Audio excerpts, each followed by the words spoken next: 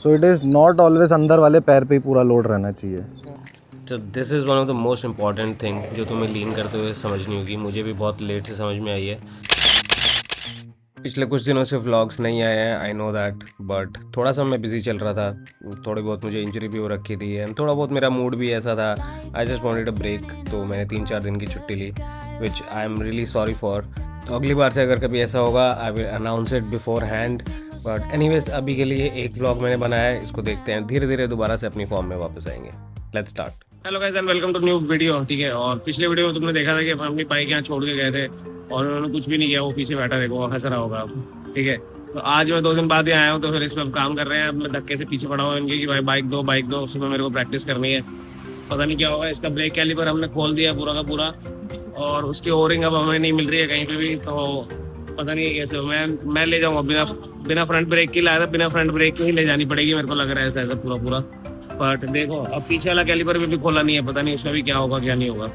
तो एनीवेज पंकज भाई भाग गए यहाँ से हमेशा की तरह। उनको दिख गया था कि भाई यहाँ से निकल जाता हूँ तो ठीक है। हाँ, चक्सा लेके चले गए। बाइक डिलीवरी बोल के मैं बोलता हूँ तो हमेशा मना कर देंगे कि मैं नहीं बाइक डिलीवर कर सकता ये वो। अब पता नहीं है उसका क्या बहन, जो वो क्या दूध पिलाता है क्या वहाँ पे आदमी बुला के, वो ऐसा क्या क्या देता है भाई जो उसकी बाइक डिलीवर करने गए। तो भाई ऐसी बायस्डनेस है यहाँ पे। अब तो दिखाऊंगा मैं, बाकी अभी मैंने आज अभी तक ब्लॉगिंग स्टार्ट की नहीं थी। अब गोप्रो को जाके स्टार्ट करेंगे, लेके मैं आया हूँ हेलमेट पे लगा के, और जाते हुए चलेंगे।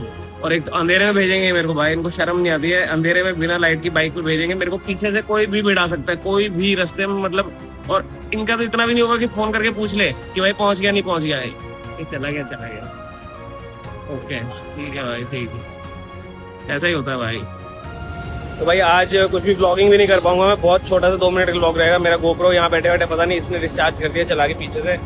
ठीक है, चलते हैं मेरे ब्लॉग से। आराम से लेके जाना बाइक, फ्रंट का ब्रेक नहीं है इसमें। फ्रंट का ब्रेक जैसा घर से लाया था वैसे वापस भेज दिया इन्होंने। तो अब चलेंगे, ज़्यादा कुछ है नहीं, गोप्रो से रिकॉर्ड हो नहीं सकता। अब चल रहे थे, फ़ोन पे कुछ रिकॉर्डिंग होगी नहीं अपनी। घर चलते हैं, कल सुबह प्रैक्टिस करेंगे, कोशिश करूंगा कुछ हो पाएगा तो छोटा मोटा ब्लॉग और बना देंगे, नहीं तो फिर जो है वही है भाई। तो मैंने सोचा यार कि 2 मिनट की वीडियो को क्या बनाना है, इसलिए नेक्स्ट डे को भी साथ में ही कंबाइन कर देते हैं। एंड अब अगला दिन स्टार्ट हो चुका है और अपन पहुंच चुके हैं प्रैक्टिस करने के लिए सुबह सुधीर भाई के साथ। एंड अपनी बाइक में फ्रंट ब्रेक नहीं है, मतलब उसमें कैलिपर ही नहीं लगा हुआ है। सो विद एवरीथिंग पहले वर्कआउट करते हैं, मतलब वार्म अप करते हैं एंड देन वी स्टार्ट। पहला सेशन कुछ नहीं, बिना बॉडी बिना लीन के भी जस्ट लाइन फिगर ऑफ 8 के लिए।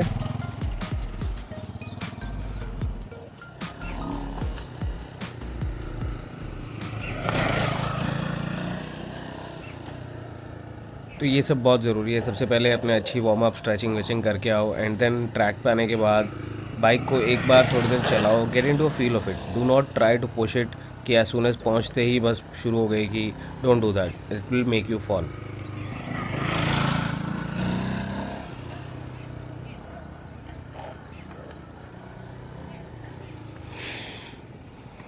हैंडल बार पे पूरा लोड है, इनिशिएट करते हुए लीन इनिशिएट नहीं हो रहा है। चालू किया उसके बाद एकदम से बाइक गिर गया, हाथ में दर्द हो रहा है, ज़्यादा प्रेशर बन गया, थोड़ी देर ब्रेक।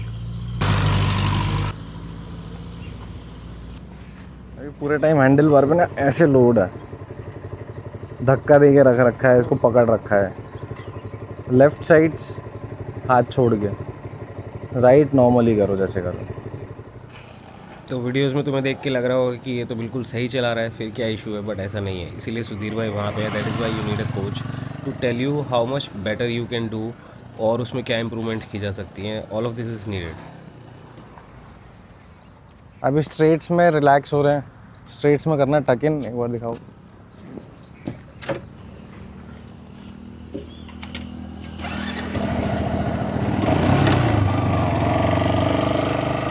ये है।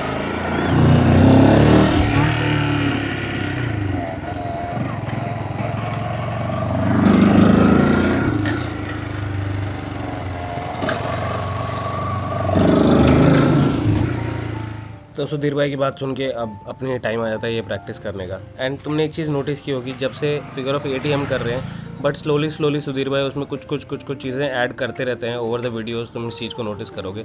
तो यही तरीका होता है जिससे तुम मसल मेमोरी बिल्ड कर सकते हो स्लोली स्लोली। एट वंस अगर तुम्हें सारी चीज़ें बता दी जाएगी तो तुम किसी भी चीज़ पे ध्यान नहीं दे पाओगे।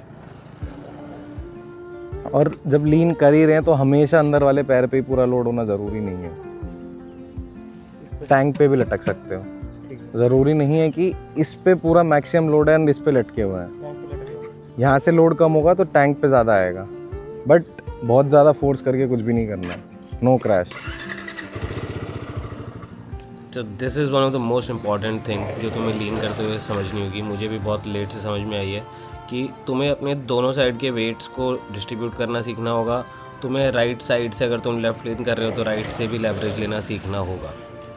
So it is not always अंदर वाले पैर पे ही पूरा लोड रहना चाहिए। एक वेट इस पे था मेरा। और दो, ये 2 पॉइंट है, ठीक है। और इन दोनों पॉइंट में यू कैन शिफ्ट कि इस वाले पैर को फुटपैक पे कितना लोड देना है। अभी लेफ्ट साइड क्या हो गया, अचानक से बाइक लीन होने लग गई, बॉडी कम बाहर आ रही है तो यहाँ पे लेवरेज मिल रहा है। सो पूरे टाइम टच में रहता हाँ, उसका कॉम्बिनेशन होना चाहिए कि इतना पार्ट ऑफ द थाई का कुछ भी एक पार्ट ऐसा कांटेक्ट में रहे कि ना उस पर लटक पाओ पूरा, हाथ भी छोड़ दो, सब कुछ कर दो। पहली बार मेरे को ऐसा फील हुआ कि मेरी बाकी की पूरी बॉडी लाइट थी, हाँ, पूरा यहीं से मैं एंकर बना के इसको यहीं से लटका हुआ था। That is the sweet spot.